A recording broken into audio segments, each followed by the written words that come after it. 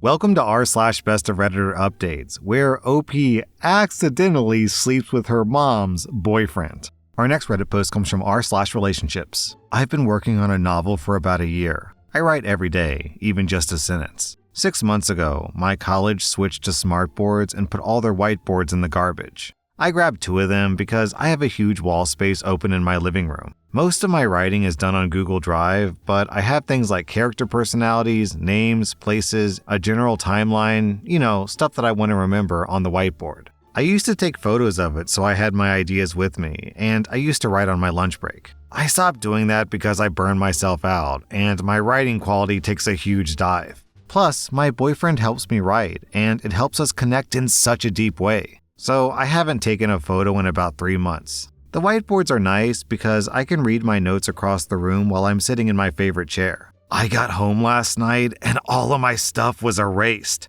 It was all train of thought, like I would come home and jot something down. Handwriting is way more cathartic for me. I had sketches of things in the novel. I would basically have to go through and remember every single thing on it. I have a lot of it stored in my head or on my Google Drive, but there are some things that I will never get back. But it's the fact that my boyfriend erased it. We don't live together. He told me I've been focusing too much on it and I have no time for him. We hang out at my house 5 or 6 nights a week. I write while he plays video games. It's a good dynamic and I thought that we enjoyed it. We're always laughing and he helps me with my wording and I Google stuff to help him in his game. This is the first time that he's mentioned it bothering him. If he had brought it up, we could have talked about it. But he went nuclear and I have no idea why. I don't know what to do. I'm so frustrated. We've had one serious argument over his driving and he got better. My family took him on vacation a few weeks ago. We watch his nephew all the time. His family paid for my entire spring semester at college. We are so much a part of each other's lives, and I feel so hurt and heartbroken. He's my muse, and just the other day, we went to the jewelry store to look at rings. My feelings rotate between rage, sadness, confusion, sorrow, anger, everything. How do I approach this? Last night, I was so upset that I asked him to leave. He hasn't texted, he hasn't called, he hasn't stopped by. I keep typing in questions to ask him, but I keep erasing them. Why'd you do it? Are you unhappy with our relationship? What did I do? I'm even more heartbroken due to the fact that he hasn't called or texted all day. I'm afraid to call him. I don't want to hear him say that he thinks that we should break up, or he doesn't want to be with me when I'm writing, or just ignore my call. Then, 3 months later, OP posted an update. The night I made my post, I went to a friend's house and she ordered pizza. We got ice cream and a bottle of wine. She couldn't figure out why he'd done it. We went over how he and I hung out, how much he seemed to care about me, how we looked into each other's eyes. But it also revealed a lot of hesitation on my part. I'm a positive person and tend to forgive faults or overlook them. I suspect it's some sort of coping method from my childhood. We had some unresolved issues that I think that he was holding in, but when I would bring them up, he would just get kind of salty and go, "It's fine, I don't care anymore." But he'd bring them up in arguments. I didn't realize how toxic it was. That same night, I told him I was coming over the next day to talk about things. I told him I'd be over around 11, and the only thing he texted me was okay, which I didn't respond to. I went over to his house at 11, and he was still asleep. He got upset when I woke him up, which took the wind out of my sails. I left without saying a word to him, and he didn't follow me. On the way out, I went to the kitchen and took my house key from his key ring. I drove home in a daze, collected all his things, put them in a box on my porch, and texted him to come get them. He said, "What the hell? That's fine, I'll come by later and pick them up." I went out with a few girlfriends, we got day drunk and had some amazing food. It made me feel better, but when I got home and his things were gone, I was heartbroken. Then the post continues, but it's kinda long and it's just OP saying that she's sad and she's talking about her book, which I'm not gonna get into. So overall, I think I would say that this is kind of like pulling off the Band-Aid. It's painful, but it's good that it happened. The fact that he was so apathetic about the breakup kind of implies to me that he was planning on breaking up with OP anyways, and he decided to get in one last blow by erasing her novel before the breakup.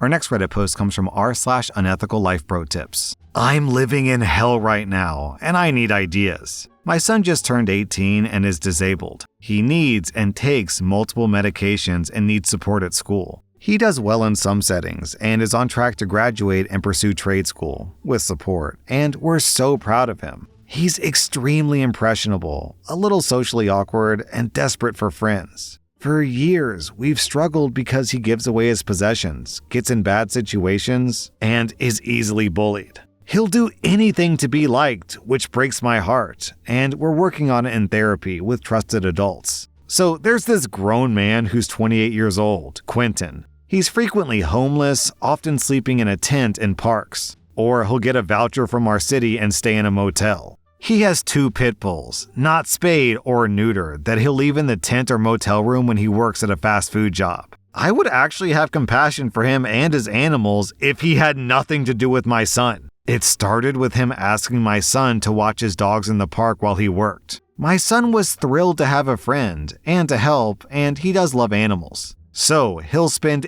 8 hours a day or at night alone in a park watching these dogs. He would ask me if he could take dog food, toys, or blankets from the house for Quentin's dogs. My son does it whether we say yes or no. Months ago, we would say yes because I appreciate that my son wants to help these dogs. Starting a few months ago, when my son turned 18, Quentin told my son that my son didn't have to live here at home, he could stay with him. For weeks, our son was sleeping in the tent with the dogs or rough it in the park. Quentin gives him beer and weed. Our son will watch the dogs for entire shifts while he works. Quentin tells him that he'll help him get a tent and vouchers too. The police are sympathetic, especially because my son has disabilities and also some medical issues, but he's 18. School is supportive, but he's almost at graduation, and again, he's 18. We've never pursued medical conservatorship or anything like that, because before now, lots of things were going all right, and we don't take that lightly. In the past week, Quentin got another room at the motel. He messaged my son to come stay with him, and he did. My son sat in the room and watched the dogs while Quentin worked, and I imagine they smoked and hung out when Quentin wasn't working. My son would respond to the text messages from us, but he asserted that he's an adult and he can go where he wants. He missed a week of medication, school, part of his part-time job, and another important appointment. Being Quentin's friend is more important than all those things, and he feels good helping his friend, he says. Quentin is like a brother to me. He's the best brother I've ever had. Quentin's own family's already kicked him out. They live nearby. I have no idea who watches the dogs when my son isn't available. Quentin doesn't drive, and earlier this week, my son gave Quentin his bike because he needs it more than me. Our son came home yesterday and had a complete psychiatric crisis because he's been unmedicated and probably also high and drinking for so many days. His medical issues are exacerbated. He was banging his head on the concrete floor, and when we called emergency services, he spit at the cops, so they put a spit hood on him and restrained him. It was horrific, and he was begging for help.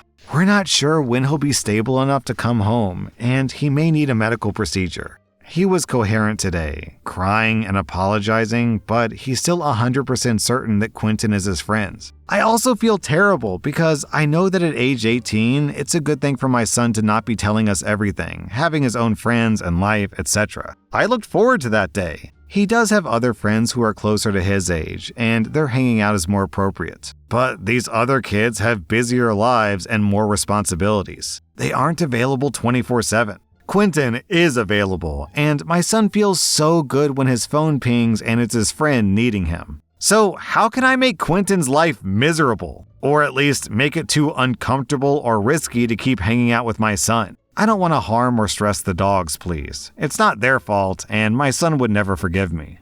Then, 4 months later, OP posted an update. As of today, and for the last 3 months, my son is happy and healthy. We found a transitional living house for him with 5 other young men and 2 house managers, and a dog. He's learning how to be an adult, learning to cook, clean, and get a job. It includes therapy, gym every day, yoga, skateboarding, truly a dream come true. The house is about 40 minutes away from where Quentin lives, and my son feels that he has friends, is purposeful and feels like an adult, and is learning and busy. Before this happened, I took as much of your advice as was possible. I contacted the manager at Quentin's workplace and the motel that he occasionally stays at. I told them that Quentin was allowing a disabled teenager to stay with him and giving him and other teenagers alcohol. They took this information seriously. I also went to the motel and pointed out the signs that said all guests must have ID. My son does not have ID. I told the manager that I hoped that he was abiding by rules or I would contact corporate. I also started calling non-emergency police line when he was camped after park closing time and leaving his dogs during the day. The cops would clear him out. Someone had the great advice that I should be his best friend and show up all the time. So I did.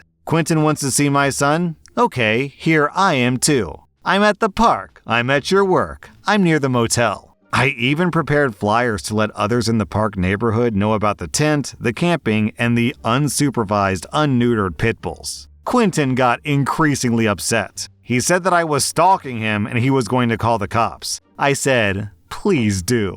I'd love to tell the cops more about what you're doing with my son and other vulnerable young people. I told him, if you want to be in my son's life, then I'm in your life. Up to you. Quentin either got sick of seeing me or afraid of losing his job. The motel that he had been staying at occasionally stopped letting him in, so he had to start using another location much farther away. That meant a farther walk to work, which was harder to deal with. I think he realized that my son wasn't worth the trouble I was causing, and he just stopped contacting him. Our next Reddit post comes from r/legal advice. Last year, I received a job offer to work as an assistant professor in the German language department at a large university in Michigan.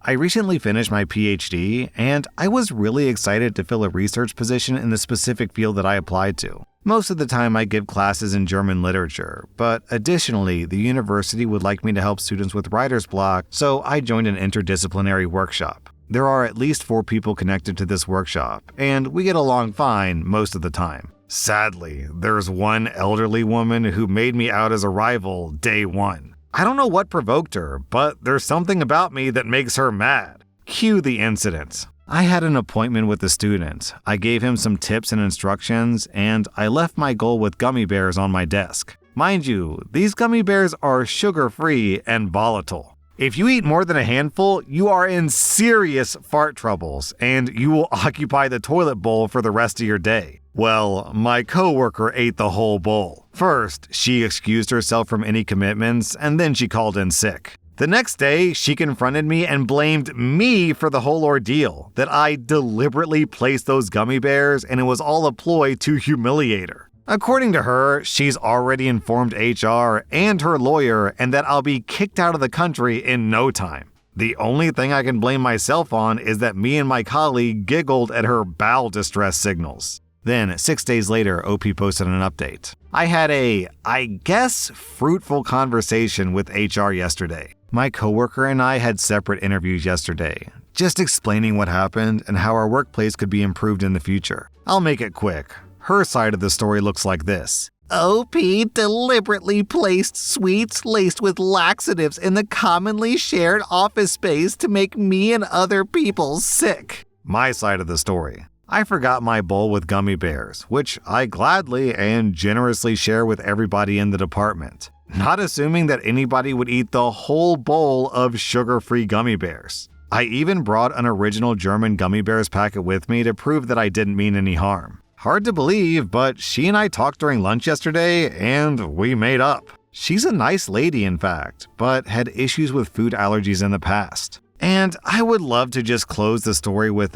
we reconciled and everything was fine. But there was another major bit of a wow moment in the room when I learned that both my hostile coworker and I had been put under scrutiny by another assistant professor who had also joined our workshop project. Is this effing Game of Thrones? Yo, this story is stupid. This is like grabbing a knife off of someone else's desk, stabbing you with it, and then trying to get that person arrested for attempted murder. Our next Reddit post comes from r/relationship advice. I'm a 23-year-old woman, and I've been encouraging my mom, who's 40, to date for a while. She's been a single mom most of my life, and it seemed that her only priority was her children. My mom deserves love just like any other person. She's put us first for so long that it was time to put herself first for once. Well, she met a guy after some encouragement from me, and I was happy for her. But recently, she introduced me to her new boyfriend who's 49. I instantly recognized the guy because we slept together a few times last year. I kept my cool in front of everyone, but internally, I was freaking out. I know that he knows as well because he came up to me when we had a second alone and he asked me not to tell my mom.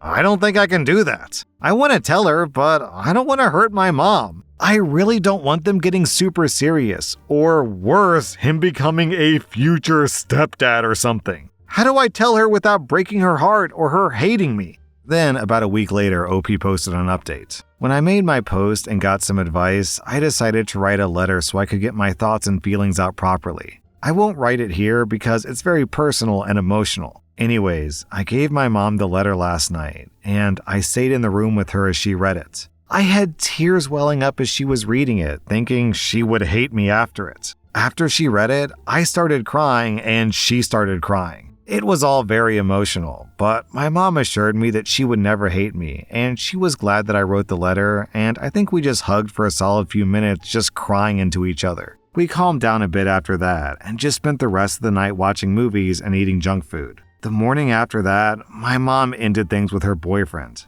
There was a bit of drama there, with him calling me a slut and my mom screaming at him for calling me that. But after that, we haven't heard from him since, and we've been drama-free. Me and my mom seem a lot closer now, and I feel like I can be more honest with her without fear of judgment or losing her love. Thanks for the people who actually gave advice and didn't make disgusting comments. Okay, super cool that OP gets called a slut when this guy is dating someone literally half his age and he gets off scot-free. Clearly, OP's mom is better off without this guy. That was r/Best of Redditor updates, and if you like this content, check out my podcast where I publish the exact same episodes. Also, hit that subscribe button because I put out new Reddit videos every single day.